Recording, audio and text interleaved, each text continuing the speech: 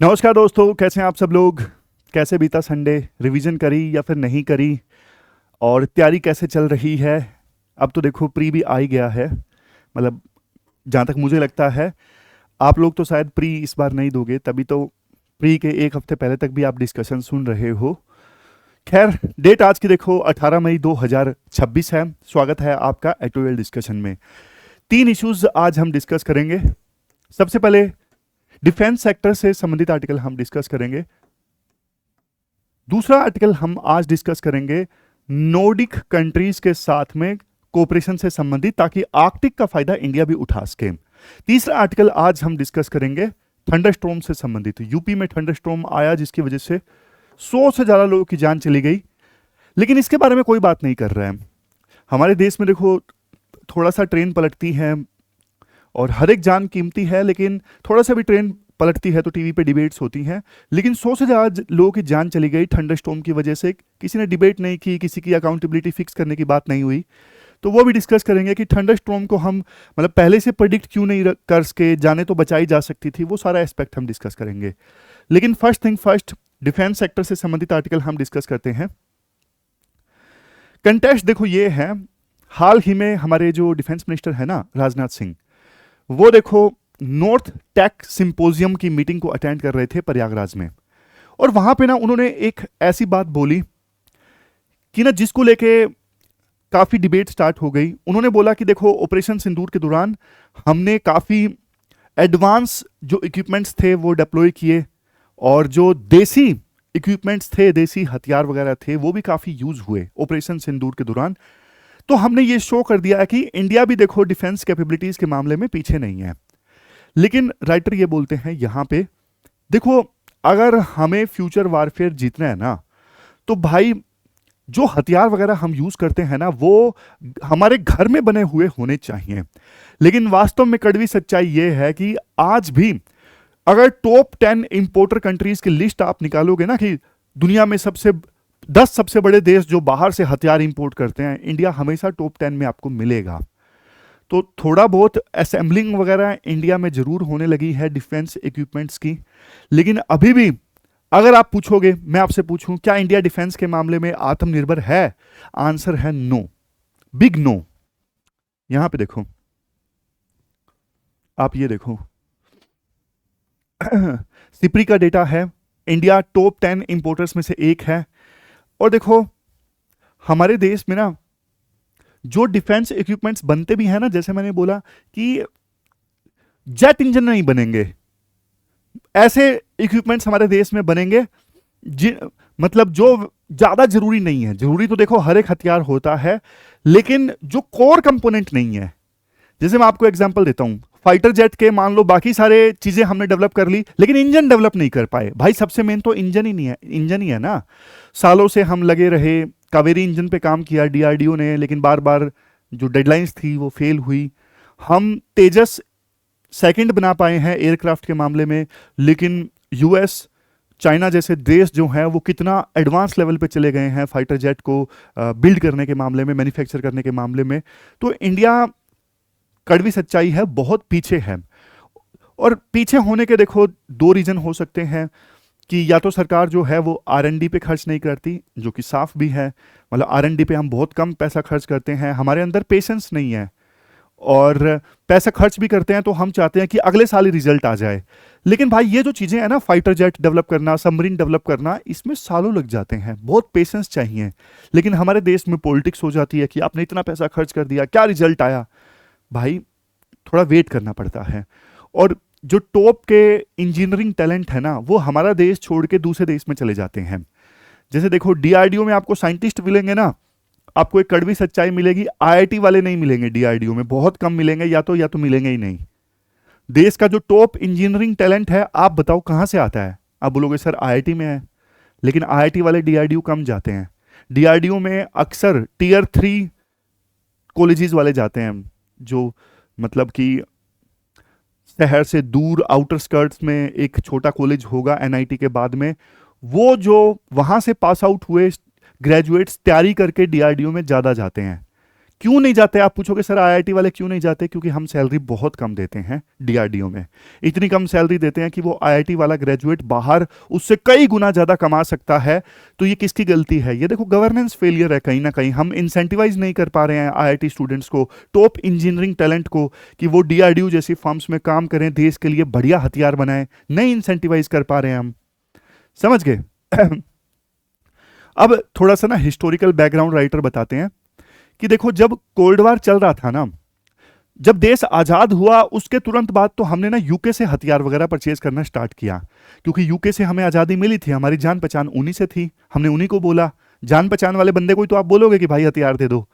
लेकिन धीरे धीरे हमारा जो झुकाव था वो यूएसएसआर की तरफ ज्यादा हो गया, हमारा जो प्रेम था वो यूएसएसआर के तरफ ज्यादा हो गया।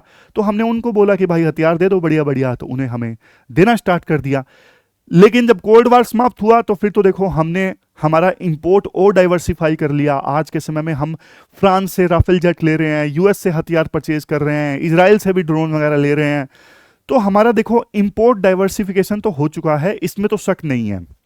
लेकिन एक दिक्कत यह है कि भाई इंडिया ना हथियार परचेज करने में बहुत समय ले लेता है। क्यों समय ले लेता है? उसका रीजन देखो ये है, क्यूआर। उसका रीजन है, जैसे देखो मैं आपको बताऊं, एक तो सब कुछ, पहली तो बात, क्या हथियार परचेज करने हैं, कौन से हथियार चाहिए अलग अलग सर्विस को, एयरफोर्स को, नेवी को, सारा फैसला ना दिल्ली से होता है, ओवर सेंट्रलाइजेशन है। फिर आर्म्ड फोर्सेस को ना क्यूआर भेजना होता है, क्वांटिटेटिव एंड क्वालिटेटिव रिक्वायरमेंट, कि भाई हमें टैंक चाहिए तो इस क्वालिटी का टैंक हमें चाहिए, इतना वेट होना चाहिए, इतनी स्पीड से चले, ये कैपेबिलिटी होनी चाहिए। कई बार ना हमारी जो फोर्सेस है ना वो ओवर एम्बिशियस हो जाती हैं रिक्वायरमेंट के मामले में, कि एक ही टैंक में सब कुछ मिल जाए, आइडियल टैंक। तो भाई वो पॉसिबल नहीं होता, मार्केट में ऐसा टैंक अवेलेबल नहीं होता। तो फिर वो दोबारा फाइल भेजी जाती है सर्विसेज वालों के पास में कि भाई ये मार्केट में अवेलेबल है, इनमें से चूज करो, या फिर आप इतना कर सकते हो। तो इसमें डिले हो जाता है। फिर रेड टेपिज्म तो है ही है, प्रोक्योरमेंट करना है, एक बेंच से फाइल दूसरे बेंच में जाएगी, पैसे चलेंगे, तीसरे बेंच में जाएंगी, डिले होता है, रोक रिटायरमेंट हो जाती है ऑफिशियल्स की, फाइल टेबल पे रखी रखी रह जाती है। और बहुत करप्शन होता है यार इसमें। एक मेरा दोस्त है परवीन, मेरे साथ कॉलेज में था। अब वो ना उस जगह पे है जहाँ पे ना ये जो हमारी फोर्सेस को हथियार वगैरह जो प्रोक्योर करने होते हैं ना, उनकी टेस्टिंग करती है उनका डिपार्टमेंट, परवीन का डिपार्टमेंट। तो परवीन कहता है कि यार जैसे एक ना रडार था, शायद पता नहीं कोई तो चीज़ थी, कहता है कि एलएनटी कंपनी है जो हमारे देसी कंपनी है, वो बनाती है डिफेंस इक्विपमेंट्स थोड़े बहुत, गन वगैरह।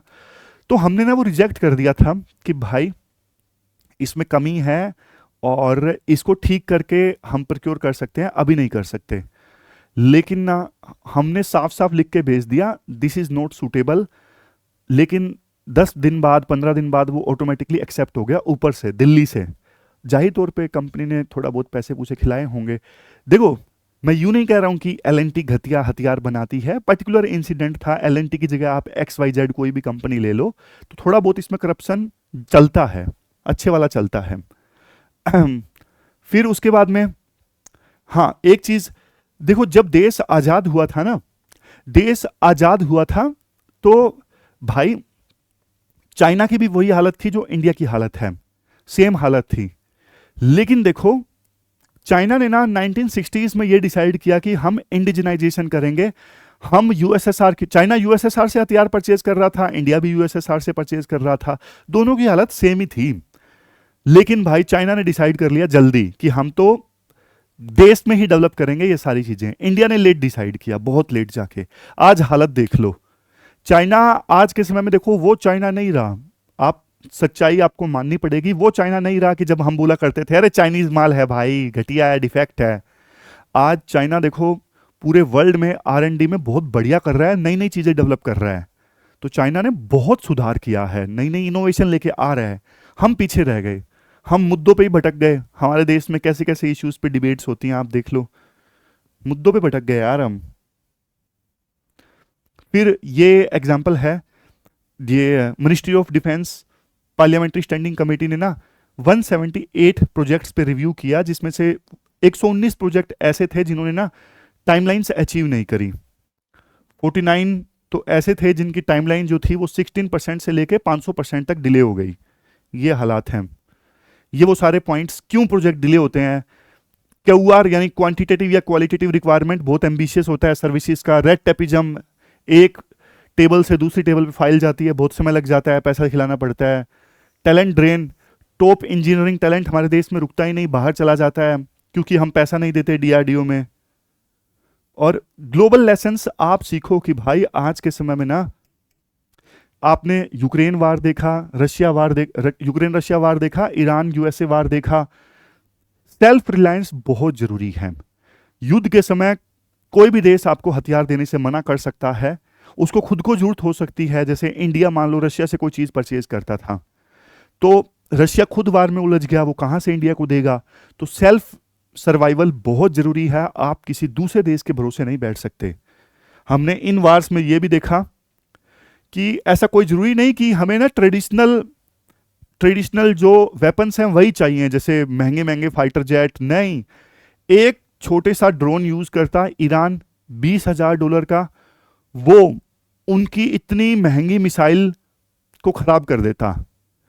अब देखो ईरान ने ना यूएस के बेस पे हमले किए, जवाब में इतने सारे देशों पे जो हमले किए, 71% जो हमले थे ईरान ने वो सस्ते ड्रोन्स की सहायता से किए। तो ये कॉस्ट पैराडॉक्स है। तो आपके पास में हथियार ना सिर्फ देखो अच्छे होने चाहिए बल्कि सस्ते भी होने चाहिए, जो दुश्मन देश को थका दें, परेशान कर दें, फ्रस्ट्रेट कर दें, हारने को मजबूर कर दें। समझ गए। तो ये चीज है। अब वैसे देखो सरकार ने बहुत कुछ किया है प्राइवेट सेक्टर को प्रमोट करने के मामले में। जैसे एक है स्ट्रेटेजिक पार्टनरशिप मॉडल। इसमें सरकार क्या करती है, इसमें सरकार ना हमारे देश की प्राइवेट कंपनीज को इनेबल करती है, अलाउ करती है कि आप ना बाहर की जो बड़ी बड़ी मैन्युफैक्चरिंग कंपनीज है ना, जो डिफेंस इक्विपमेंट्स की मैन्युफैक्चर करती हैं, उनके साथ मिलके आप देश के अंदर बड़े बड़े शिप्स, बड़े बड़े सबमरीन्स वगैरह डेवलप करो। जैसे प्रोजेक्ट 75I सबमरीन्स के लिए है। हमारे देश की एक लोकल कंपनी वो किसी विदेशी सबमरीन मैन्युफैक्चरिंग कंपनी के साथ में टाई अप करेगी और वो दोनों मिलकर देश के अंदर सबमरीन डेवलप करेंगे। तो ये है स्ट्रेटेजिक पार्टनरशिप मॉडल। फिर है एफडीआई लिबरलाइजेशन। पहले देखो विदेशी कंपनीज को अलाउ नहीं करने दिया जाता था कि वो देश में आके हमारे देश की लोकल कंपनीज के साथ में टाई अप करें, लोकल कंपनीज में इन्वेस्ट करें डिफेंस इक्विपमेंट्स को मैन्युफैक्चर करने के लिए। पहले सरकार खासा अलाउ नहीं करती थी, लेकिन धीरे धीरे सरकार ने पहले 25 से लेके 49% तक की एफडीआई अलाउ की कि विदेशी डिफेंस मैन्युफैक्चरिंग कंपनी देश की डिफेंस मैन्युफैक्चरिंग कंपनी के अंदर सीधा 25 से लेके 50% तक की इन्वेस्टमेंट कर सकती है। लेकिन अब इसे और ज्यादा इंक्रीज कर दिया गया है। अब ऑटोमेटिक रूट से डिफेंस में एफडीआई को अलाउ कर दिया गया है 74%। तो ये एक अच्छी चीज है। मतलब सरकार चाहती है कि भाई ज्यादा से ज्यादा डिफेंस में बाहर से इन्वेस्टमेंट आए। लेकिन देखो ग्राउंड रियलिटी क्या है, आज भी ग्राउंड रियलिटी ये है कि गवर्नमेंट के जो पीएसयू है ना, डिफेंस पीएसयू जो सरकार के हैं, उनको फेवर किया जाता है। मान लो एक बंदूक डिफेंस पीएसयू हमारा सरकारी पीएसयू भी बनाता है और प्राइवेट कंपनी भी बनाती है, लेकिन सरकार हमेशा ना अपने पीएसयू को फेवर करेगी। फेयर कंपटीशन नहीं मिलता प्राइवेट कंपनीज को, प्राइवेट कंपनीज वाले डीमोटिवेट हो जाते हैं। देखो जैसे बीएसएनएल है, जियो है, एयरटेल है, फेयर कंपटीशन हुआ तब प्राइवेट कंपनीज आगे चली गई, बीएसएनएल फेल हो गया, इनएफिशिएंसी थी, सरकारी ऑफिसर्स नहीं चला पा रहे थे, तो अच्छी सर्विस हमें मिली जियो से, एयरटेल से। देखो वैसे बाहर एक नैरेटिव चलता है कि सर बीएसयू जो है वो सरकार ने फेल कर दिया। भाई बीएसएनएल फेल कर दिया, बीएसएनएल वैसे भी ठीक से काम नहीं कर रहा था, तो और उसको सरवाइव करने पे पैसा किसका लग रहा था, आपका, मेरा, हम सब का, टैक्स पेयर्स का पैसा लग रहा था, और करप्शन था इतना ज्यादा। आपको याद है एक न्यूज वायरल हुई थी कि बीएसएनएल के एक डायरेक्टर जो थे उनका इलाहाबाद का दौरा था, 3 दिन का दौरा था, और 3 दिन के दौरे में ना उनकी ऐसी ड्यूटी लगा रखी थी कि जेई इंजीनियर्स की, कि वो जो जेई है उस डायरेक्टर के लिए साबुन लेके आएगा, वो इनर वियर्स का अरेंजमेंट करेगा। ऐसे तो काम आ रहे हैं हमारे देश के इंजीनियर्स। इसीलिए सरकारी जो डिपार्टमेंट्स होते हैं ना उनके अंदर इनएफिशिएंसी बहुत ज्यादा होती है। इसीलिए प्राइवेट कंपनीज आगे निकल जाती हैं और सरकारी डिपार्टमेंट्स में, पीएसयूज में जो फोकस होता है, सरकारी जो बाबू लोग हैं वो सुविधाएं एंजॉय करने पे उनका ध्यान ज़्यादा होता है, लेकिन विजन नहीं होता कि देश का फायदा होगा, अच्छा करते हैं, प्रॉफिट कमाते हैं, करप्शन कम करते हैं, नहीं, उनका ध्यान नहीं होता, खुद की जेबें भरने पे ध्यान होता है। इसलिए वो सरकारी पीएसयू इनएफिशिएंट हो जाता है, लॉस मेकिंग हो जाता है। फिर क्या है, जो प्राइवेट कंपनीज हैं उनके लिए तो भाई स्ट्रिक्ट डॉक्यूमेंटेशन का अरेंजमेंट कर दिया जाता है, और ये जो सरकारी हैं, सरकारी डिपार्टमेंट्स, उनके लिए तो सारी चीजें आसान होती हैं, लेकिन प्राइवेट कंपनीज के लिए स्ट्रिक्ट डॉक्यूमेंटेशन, डिलेड पेमेंट्स, सरकारी कंपनीज की पेमेंट तो अपने हिसाब से हो जाती है, सरकार कर लेती है, लेकिन प्राइवेट कंपनीज से कोई चीज परचेज की जाती है तो उनकी पेमेंट बहुत लेट कर दी जाती है, और प्रोक्योरमेंट में प्राइवेट कंपनीज का कोई रिप्रेजेंटेशन भी नहीं होता। 4 पॉइंट्स का एक पॉइंट, बहुत भेदभाव होता है प्राइवेट कंपनीज के साथ में, ये ग्राउंड रियलिटी है। वे फॉरवर्ड में क्या बोलते हैं, वे फॉरवर्ड में राइटर ये बोलते हैं, देखो चाइना रशिया का मॉडल ये है कि सब कुछ ना स्टेट लेड जो कंपनीज हैं, यानी सरकारी कंपनीज जो हैं वो सब कुछ मैन्युफैक्चर करेंगी, ये चाइना रशिया का मॉडल है। यूएसए का मॉडल ये है पेंटागन, यानी यूएसए की सरकार जो है वो प्रायोरिटी सेट करेगी प्राइवेट कंपनीज के लिए कि भाई हमें ये फाइटर जेट बनाना है, इसमें एडवांस लेवल पे जाना है। फिर वहां की लॉकहीड मार्टिन, बोइंग जैसी कंपनीज हैं, उनको फंडिंग मिलती है और वो काम करने में लग जाती हैं। कोई जरूरी नहीं कि हम देखो रशिया का मॉडल फॉलो करें, चाइना का मॉडल फॉलो करें या यूएसए का करें, हम हाइब्रिड मॉडल भी फॉलो कर सकते हैं, जहां पे सरकारी कंपनीज भी रहें, जहां पे प्राइवेट कंपनीज भी रहें। लेकिन एक चीज सरकार को करनी होगी, वो चीज देखो ये है, फेयर कंपटीशन होना चाहिए सरकारी कंपनीज और प्राइवेट कंपनीज के बीच में, और सरकार जो है मैन्युफैक्चरर ना बने, सरकार स्ट्रेटेजिक बायर का रोल प्ले करे। स्ट्रेटेजिक बायर, सरकार प्रायोरिटी सेट करे, सरकार दोनों को मौका दे इक्वल, प्राइवेट कंपनीज को भी, सरकारी कंपनीज को भी। तो ये पूरा आर्टिकल हमने डिस्कस किया। अब ये कीवर्ड्स हैं जो आप यूज कर सकते हो। देखो बहुत सारे लोग पूछते हैं कि सर ये आप हिंदी में क्यों नहीं देते। यार एक बार बताओ, ये मोबाइल है, आप इसमें चैट जीपीटी खोलोगे, यहां पे फोटो लो, फोटो लेके चैट जीपीटी में डालो कि convert all these keywords in Devanagari Hindi, समझ रहे हो, 1 मिनट के अंदर अंदर आपको ये सारे कीवर्ड्स हिंदी में मिल जाएंगे।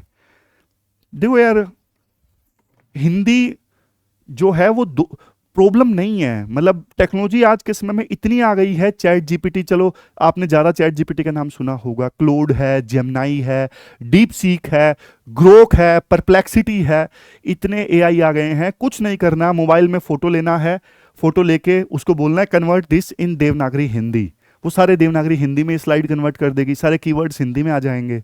बहुत आसान है यार, आप मीडियम को दोष मत दीजिए, और मैं कोशिश करूंगा अगर हो सकता है तो मैं खुद करवा के दे दूंगा, लेकिन डिपेंडेंट मत रहिए किसी के ऊपर। फोकस कंटेंट पे होना चाहिए, फोकस सीखने पे होना चाहिए, फोकस थॉट प्रोसेस पे होना चाहिए। मटेरियल पहले दिक्कत हुआ करती थी, आज के समय में उतनी दिक्कत नहीं है, समझ गए।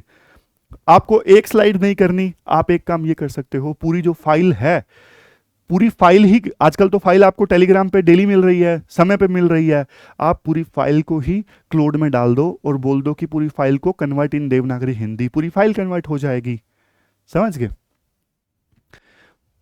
मेरा फोकस देखो आपको सिखाना भी है। हो सकता है कि जो लोग बार बार हिंदी बोलते हैं उनको ये चीज ना पता हो कि एआई का कितना ज्यादा आप अच्छे से यूज कर सकते हो।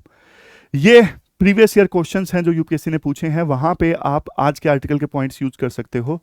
2014 में एफडीआई, 2020 में इंडो यूएस डिफेंस डील्स, और फिर 2018 में ये भी पूछा था, ये प्री का क्वेश्चन है, थर्ड के बारे में पूछा था। ऐसे हथियारों के बारे में यूपीएससी पूछ लेती है कई बार।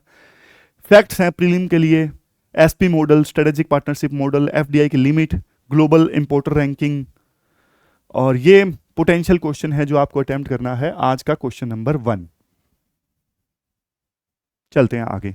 नेक्स्ट आर्टिकल देखो, भारत के प्रधानमंत्री मोदी यूरोप की यात्रा पर गए ना, वहां पे नॉर्डिक कंट्रीज के साथ में समिट का प्रावधान है, मतलब समिट होने का, समिट होगा, तो वहां पे ना नॉर्डिक कंट्रीज के साथ में इंडिया कैसे कोऑपरेट कर सकता है उस बारे में ये आर्टिकल है। आप सिलेबस में ना जीएस पेपर 2 के इस टॉपिक से आर्टिकल को रिलेट कर सकते हो। सबसे पहले आप बेसिक्स देखिए, नॉर्डिक कंट्रीज कौन से हैं? ये हैं नॉर्डिक कंट्रीज, देखो नॉर्वे, स्वीडन और फिनलैंड वगैरह, डेनमार्क। ये देखो जो मैप में आप देख रहे हो ना, नॉर्डिक 5 हाईली डेवलप्ड नेशंस हैं जहां पे ह्यूमन डेवलपमेंट के इंडिकेटर्स बहुत बढ़िया हैं, और हैप्पीनेस के मामले में ये देश बहुत बढ़िया कर रहे हैं, टेक्नोलॉजी के मामले में काफ़ी बढ़िया हैं।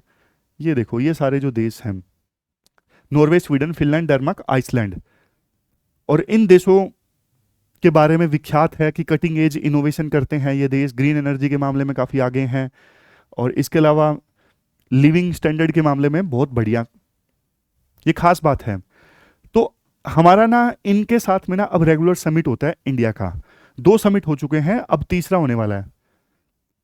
2018 में हुआ था पहला, फिर 2022 में हुआ। 2018 वाला हुआ था स्टॉकहोम में, 2022 वाला कोपेनहेगन जो कि डेनमार्क की राजधानी है। देखो पुराने 2 समिट्स में तो फोकस ना सॉफ्ट चीजों पे ज्यादा रहा, क्लाइमेट चेंज, ग्रीन एनर्जी, ये सब। ये देखो इन्वायरमेंट को प्रोटेक्ट करना है, क्लाइमेट को लेके कोऑपरेट करना है, टेक्नोलॉजी शेयरिंग, ब्लू इकोनॉमी, यानी ओशन के रिसोर्सेज को हम बढ़िया ढंग से यूज कर सकें, वो होता है ब्लू इकोनॉमी। सस्टेनेबल ढंग से यूज कर सकें कि हाँ भाई आने वाले जनरेशन के लिए भी ओशन के रिसोर्सेज बचें। तो पिछले 2 समिट्स में ना फोकस इन सब चीजों पे था।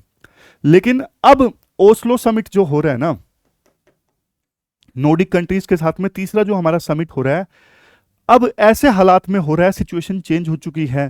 सिचुएशन कैसे चेंज हो चुकी है? यूक्रेन रशिया का वार हो गया।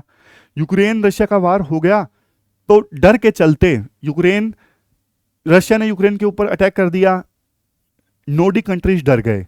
फिनलैंड और स्वीडन, ये 2 देश पहले नाटो का पार्ट नहीं हुआ करते थे, अब ये नाटो का पार्ट बन गए हैं। इनको भी अपनी सिक्योरिटी की चिंता है। तो अब ऐसी जियोपॉलिटिक्स हो रही है, ऐसे इन्वायरमेंट में अब तीसरा समिट हो रहा है। तो तीसरे समिट में सिर्फ इन चीजों पे फोकस नहीं होगा, इन्वायरमेंट, क्लाइमेट चेंज और टेक्नोलॉजी शेयरिंग। अब देखो हार्ड जो सिक्योरिटी है ना, उन पे भी फोकस होगा। जैसे देखो डिफेंस अलाइनमेंट, हार्ड सिक्योरिटी और क्रिटिकल सप्लाई चेन्स सिक्योर करना। डेनमार्क के पास में काफ़ी है क्रिटिकल सप्लाई चेन्स, ग्रीनलैंड के आसपास। डेनमार्क का पार्ट है ग्रीनलैंड जिस पर ट्रम्प कब्जा करना चाहते थे, और ग्रीनलैंड के आसपास काफ़ी क्रिटिकल मिनरल्स हैं, इंडिया वो सप्लाई सिक्योर करना चाहता है। फिर मिलिटराइजेशन, ये नॉर्डिक कंट्रीज से ऊपर है आर्कटिक ओशन। आर्कटिक ओशन में देखो मिलिटराइजेशन बहुत ज़्यादा हो रहा है। तो देखो ओस्लो समिट का जो फोकस है ना, वो इन सब चीज़ों पे भी होगा। समझ गए? पहले 2 समिट का फोकस सॉफ्ट चीजों पे, लेकिन अब इन्वायरमेंट चेंज हो गया है तो अब इन चीजों पे भी ओस्लो समिट का फोकस होगा। ये रहा रीजन, मैंने आपको बता दिया। रीजन ये है नाटो का एक्सपेंशन और दूसरा यूक्रेन वार। देखो ये आर्कटिक ओशन है, इसके आसपास ये देश हैं यूएस, कनाडा और ग्रीनलैंड, फिनलैंड, रशिया, ये आर्कटिक ओशन के आसपास देश हैं। अब देखो आर्कटिक ओशन की ना बर्फ पिघल रही है, बर्फ पिघल रही है, तो अब नीचे जो रिसोर्सेज दबे हुए थे, अब उनको निकालने की होड़ मच गई है विभिन्न देशों के बीच में, और नए नए रास्ते भी खुल रहे हैं आर्कटिक ओशन पिघलने से। लेकिन आर्कटिक ओशन पिघलने से समुद्र में पानी का लेवल बढ़ेगा, मानसून पे फर्क पड़ेगा, बहुत सारी चीजें एक ही समय पे हो रही हैं। तो देखो 1996 में ना ओटावा डिक्लेरेशन की सहायता से ना एक आर्कटिक काउंसिल बनी थी। आर्कटिक ओशन के आर पार जो भी देश है ना, उन्होंने मिला के ये काउंसिल बनाई थी आपस में कोऑपरेट करने के लिए कि आर्कटिक ओशन का यूज ढंग से किया जाए। 8 मेंबर स्टेट हैं, US, Russia, Canada, Denmark, Finland, Iceland, Norway, Sweden. UPSC इस पे क्वेश्चन भी पूछ चुकी है। क्या इंडिया मेंबर है? नहीं, इंडिया आर्कटिक ओशन के आसपास आता ही नहीं है। हाँ, इंडिया ऑब्जर्वर कंट्री है चाइना की तरह। अब देखो हुआ यह है कि इन 8 देशों में ना पहले फिनलैंड और स्वीडन बचे थे जो नाटो का पार्ट नहीं थे, अब ये भी नाटो का पार्ट बन गए हैं। तो मतलब 8 आर्कटिक काउंसिल के देशों में से ना सिर्फ रशिया एक ऐसा है जो नाटो का पार्ट नहीं है। हो भी कैसे? नाटो बना ही रशिया के अगेंस्ट था, यानी रशिया का जो पेरेंट कंट्री था यूएसएसआर, उसके अगेंस्ट बना था। लेकिन अब आर्कटिक काउंसिल में ना नाटो वर्सेस रशिया होगा, क्योंकि बाकी सारे देश तो नाटो वाले हैं। समझ गए? और समझ गए, ये वही पॉइंट है। आर्कटिक की जो गवर्नेंस है वो बहुत ज्यादा पोलराइज्ड हो जाएगी, नाटो वर्सेस रशिया हो जाएगी।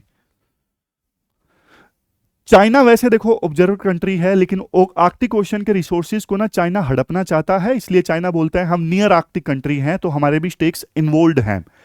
लेकिन असल सच्चाई ये है, आर्कटिक काउंसिल में नाटो वर्सेस रशिया हो गया, बाकी 7 देश एक तरफ, रशिया एक तरफ। तो रशिया ने ना चाइना के साथ ऑलरेडी हाथ मिलाया हुआ है कि भाई तुम मेरे साथ आओ, हम मिलके आर्कटिक ओशन के रिसोर्सेज लूटेंगे। तो इसलिए चाइना ज्यादा इंटरेस्ट शो कर रहा है आर्कटिक ओशन में, और ये बोल रहा है हम नियर आर्कटिक हैं, जबकि चाइना नहीं है, ऑब्जर्वर है चाइना। और ऑब्जर्वर तो देखो हम भी हैं। आज के समय में आप देखोगे ना, तो आर्कटिक ओशन में ना नीचे नीचे ना अंडर वाटर, जैसे वो ड्रोन्स नहीं होते ऊपर हवा में घूमते हैं, तो नीचे भी अंडर वाटर भी ऑटोनोमस जो व्हीकल्स हैं ना वो घूमते रहते हैं, सी बेड पे खोजते रहते हैं। सैटेलाइट से भी समुद्र के तल की मैपिंग चल रही है, सिर्फ इसलिए कि भाई रिसोर्सेज का पहले पता लगाया जाए और फिर रिसोर्सेज को एक्सप्लॉइट किया जाए। तो ये सब चल रहा है आर्कटिक ओशन में। भारी मिलिटराइजेशन चल रहा है। मिलिटराइजेशन की वजह से जो बल्कि समुद्र के नीचे जो पानी डिजिटल केबल्स जा रही है ना, उनको भी खतरा है, कहीं वो डिजिटल केबल्स कोई नुकसान ना पहुंचा दे, फिर दुनिया के इंटरनेट पे असर पड़ेगा डिजिटल केबल्स की वजह से। मतलब पॉइंट ये है कि वहां पे ना मिलिट्री एसेट्स को सॉरी, मिलिट्री एसेट्स को ज्यादा से ज्यादा डिप्लॉय किया जा रहा है आर्कटिक ओशन में, जो कि अच्छी चीज नहीं है। अब देखो हमारे लिए क्यों जरूरी है आर्कटिक ओशन। देखो सीधी सी बात है, पहली तो बात कि आर्कटिक ओशन बाकी दुनिया से 3 गुना ज्यादा जल्दी गर्म हो रहा है, बर्फ बहुत तेजी से वहां पे पिघल रही है। ये देखो, Arctic is warming 3 times faster, 3 गुना ज्यादा गर्म हो रहा है, बर्फ तेजी से पिघल रही है। बर्फ पिघल रही है तो भाई समुद्र में पानी का लेवल बढ़ रहा है। इसके अलावा मानसून पे भी तो फर्क पड़ेगा ना। हमारे देश की इकोनॉमी, हमारा देश का जीवन मानसून पे डिपेंडेंट है। आर्कटिक में बर्फ पिघलेगी तो उसका असर मानसून पे भी पड़ेगा, समझ गए। और मानसून पे फर्क पड़ा तो हमारी फूड सिक्योरिटी पे असर पड़ेगा, हमारी इकोनॉमी पे असर पड़ेगा। अब जैसे बर्फ पिघलेगी ना, तो एक अल्टरनेटिव जो रास्ता है वो भी खुल रहा है। आज जो सामान जाता है इंडिया से यूरोप में, जैसे वो देखो स्वेज कैनल से होके जाता है, लेकिन ये रास्ता लंबा है, लेंथी है। मान लो ये ऊपर वाला रूट खुल गया, ये रास्ता देखो रिलेटिवली छोटा है, कम टाइम लगेगा, बहुत सारा समय सेव होगा, नॉर्दर्न सी रूट, तो पूरी इक्वेशन ही चेंज हो जाएगी। अब देखो वैसे इंडिया ने ना रशिया के साथ मिलके चेन्नई व्लादिवोस्तोक मैरीटाइम कॉरिडोर पे काम किया है, लेकिन थोड़ा रशिया वगैरह के साथ में कोऑपरेट करके हम चेन्नई व्लादिवोस्तोक मैरीटाइम कॉरिडोर को आगे तक ले जा सकते हैं, इसको नॉर्दर्न सी रूट से मिला सकते हैं। और नॉर्दर्न सी रूट से हमने इसको मिला दिया तो भाई इंडिया इस नॉर्दर्न सी रूट को एक्सेस कर सकेगा और अपना जो सामान है यूरोप में वो ज्यादा जल्दी भेज सकेगा, समझ गए। तो ये इंडिया का इंटरेस्ट है, मानसून के कारण इंडिया का इंटरेस्ट है, इसके कारण नॉर्दर्न सी रूट का एक्सेस इंडिया कर सके इसलिए इंडिया का इंटरेस्ट है। और देखो नॉर्दर्न सी रूट से हम कनेक्ट हो गए ना, मतलब चेन्नई व्लादिवोस्तोक को आगे जाके एक्सटेंड कर दिया गया, तो हमारा जापान, रशिया, यूरोप तक रास्ता बहुत छोटा हो जाएगा, हम स्वेज कैनल को बाईपास कर देंगे। और देखो एक चीज ये भी है ना, समुद्र में पानी का लेवल बढ़ रहा है तो भाई हमारे जो देश के कोस्टल सिटीज हैं मुंबई जैसे, वो तो डूब जाएंगे ना, उनको भी खतरा होगा। तो हमें पता होना चाहिए क्या कुछ चल रहा है वहाँ पे। वैसे ऑलरेडी वहाँ पे रिसर्च करने के लिए ना हमारे बहुत सारी लेबोरेटरीज वगैरह हैं, जैसे हिमाद्री इंडिया का प्राइमरी रिसर्च स्टेशन है जो स्वालबार्ड नॉर्वे में लोकेटेड है। इंड आर्क ये अंडर वाटर ऑब्जर्वेटरी है जो 2014 में डिप्लॉय की गई। फिर क्या है ग्रूव बेडेट, ये क्या है, ये एटमॉस्फेरिक लेबोरेटरी है जो एटमॉस्फेयर को मॉनिटर करती है, समझ गए। तो इंडिया नया नहीं है आर्कटिक काउंसिल में रिसर्च करने के लिए, आर्कटिक काउंसिल में इंडिया ऑब्जर्वर की भूमिका में है 2013 से, और ये सारे हमारी लेबोरेटरीज और रिसर्च स्टेशंस वहां पे पहले से हैं। अब देखो राइटर ये कहते हैं नॉर्डिक कंट्रीज से हमें क्या फायदा होगा। नॉर्डिक कंट्रीज के पास में देखो हमें ऑफर करने के लिए बहुत कुछ है, जैसे नॉर्वे के पास में डीप सी माइनिंग की टेक्नोलॉजी है जो हम हासिल कर सकते हैं। डेनमार्क के पास में तो क्रिटिकल मिनरल्स हैं जो मैंने शुरुआत में बताया था। ग्रीनलैंड डेनमार्क के पास में है और ग्रीनलैंड के आसपास काफी क्रिटिकल मिनरल्स हैं जो हमें चाहिए। स्वीडन और फिनलैंड से हम क्या ले सकते हैं, वो तो देखो नेक्स्ट जनरेशन टेक्नोलॉजी के मामले में ना उस्ताद हैं। मतलब 5G 6G technology, infrastructure, semiconductor, artificial intelligence, इन सब चीज़ों के मामले में वो काफ़ी आगे हैं। और आइसलैंड हमें क्या दे सकता है, आइसलैंड जियोथर्मल एनर्जी के मामले में काफ़ी आगे है। हमारे देश में भी जैसे हिमालयाज हैं, वहाँ पे जियोथर्मल एनर्जी की सहायता से हम इलेक्ट्रिसिटी प्रोड्यूस कर सकते हैं, तो आइसलैंड इस मामले में हमारी हेल्प कर सकता है। इंडिया के पास देने के लिए क्या है, आपको भी पता है इंडिया के पास देने के लिए क्या है। हमारे पास मार्केट है, इतनी बड़ी जनसंख्या है, तो वो अपना प्रोडक्ट इंडिया में बेच सकते हैं। हमारे पास में टॉप इंजीनियरिंग टैलेंट है, जो हमारे देश में तो नहीं रुकते, कम से कम यहाँ रुक जाएं। मतलब समझ गए, सरकाज़म है, समझ गए।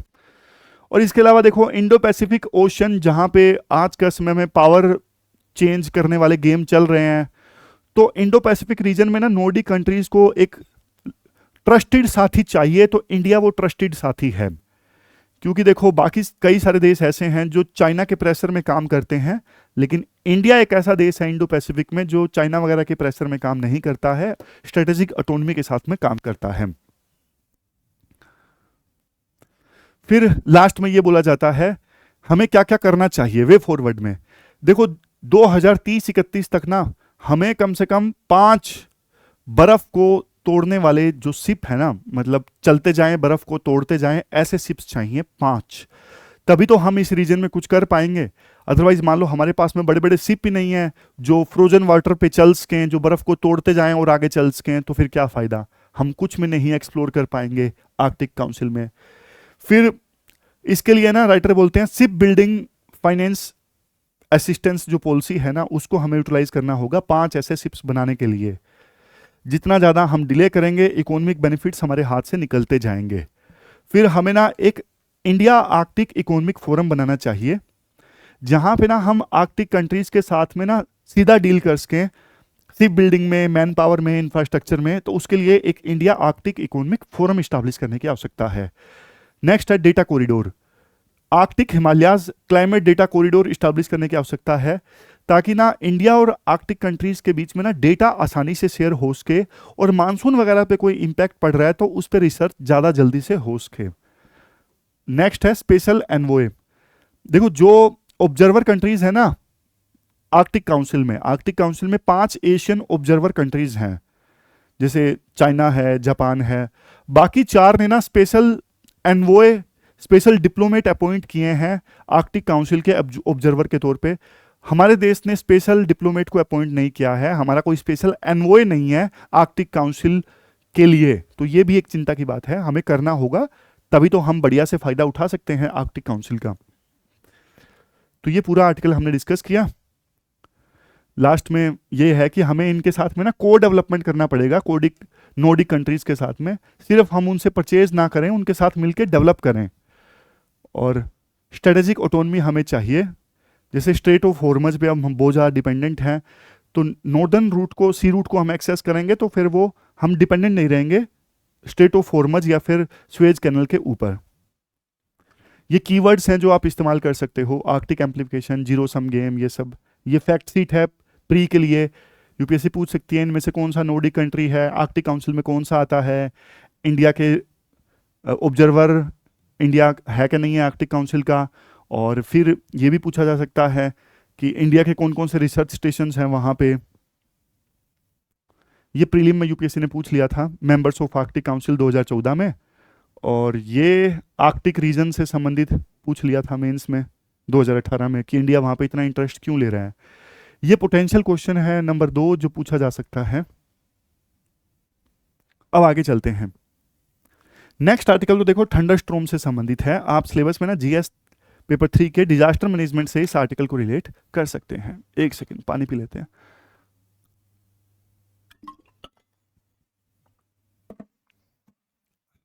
सिलेबस में जीएस पेपर 3 डिजास्टर मैनेजमेंट।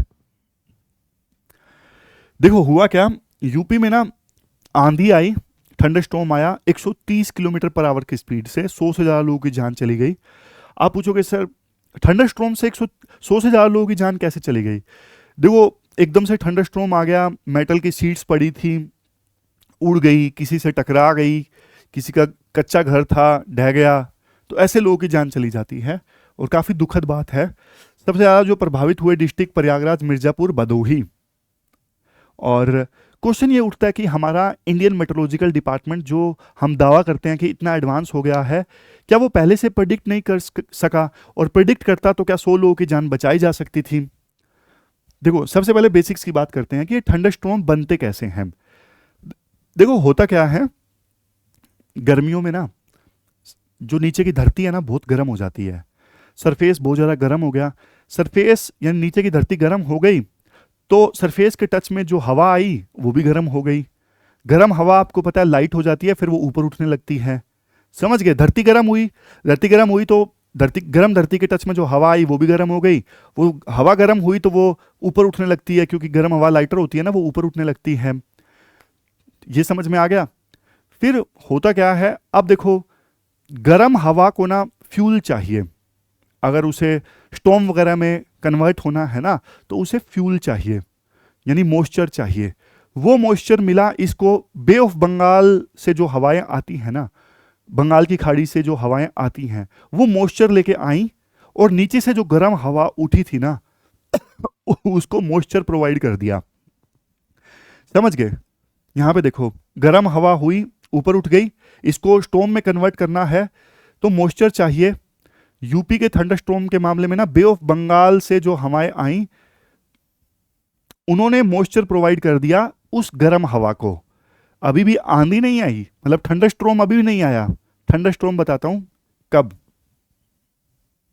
देखो, अब हुआ ये, नीचे की गर्म हवा, उन्होंने मॉइस्चर ले लिया बंगाल की खाड़ी से जो हवाएं आई, तो हवा हो गई हॉट, वेट। लेकिन वेस्टर्न डिस्टर्बेंस के बारे में आप सुनते हो, मेडिटेरेनियन सी से हवा आती है। यहां पे देखो, ये एक्स्ट्रा ट्रॉपिकल स्टॉर्म्स हैं, ये मेडिटेरेनियन सी से आते हैं और ये ड्राई विंड्स लेके आती हैं। समझ गए? ये बहुत लंबा डिस्टेंस चल के आते हैं और ये अपर एटमॉस्फेयर में होते हैं।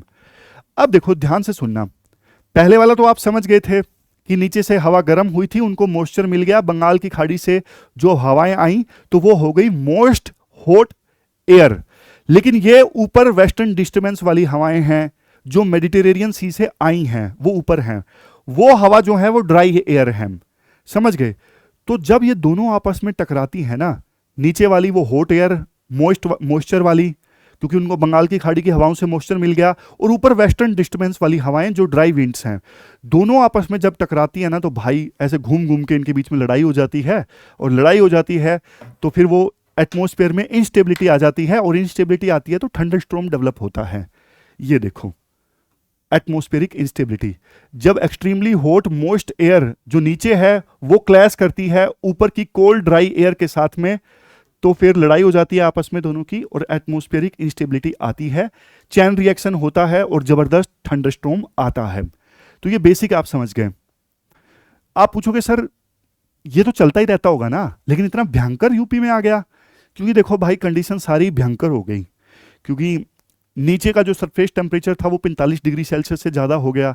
बंगाल की खाड़ी की हवाओं ने ऊपर जो हॉट एयर उठी थी उसको मॉइस्चर थोड़ा ज़्यादा प्रोवाइड कर दिया, और जो वेस्टर्न डिस्टर्बेंस वाली हवाएं आई उनको क्या मिला, उन्होंने वो ज़्यादा कोल्ड थी, वो ज़्यादा ड्राई थी, यानी सब कुछ ही इंटेंस हो गया, और जब आपस में दोनों का क्लैश हुआ वो और ज़्यादा इंटेंस हो गया, जिसकी वजह से थंडरस्टॉर्म और ज़्यादा आ गया, मतलब और ज़्यादा इंटेंस हो गया।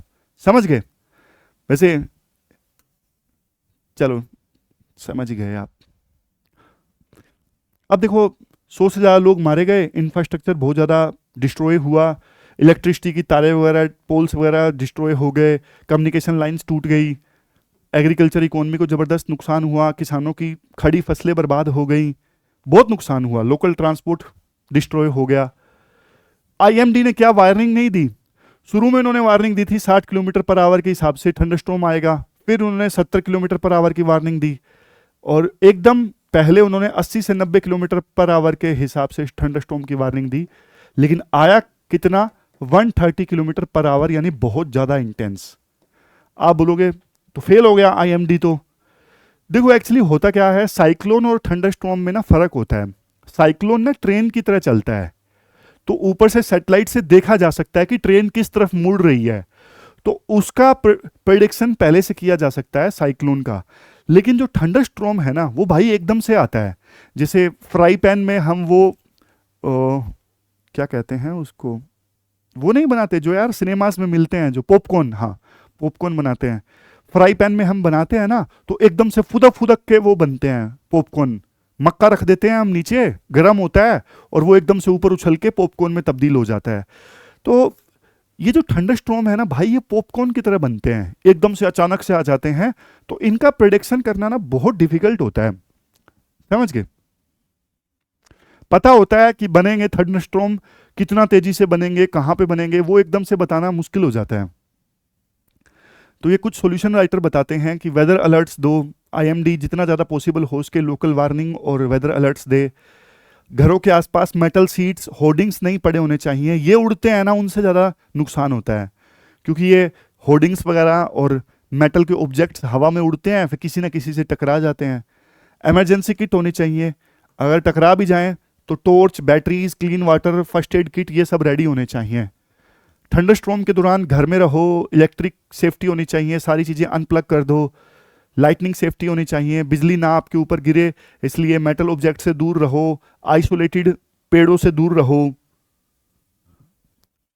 फिर एनडीएमए की गाइडलाइंस भी ये है कि इमीडिएटली रिपोर्ट करो, फर्स्ट एड लो, डेंजर जोन से दूर रहो और सेफ मूवमेंट रहना चाहिए, मतलब अथॉरिटीज़ जहाँ पे बोले वहाँ पे ट्रैवल ना करो।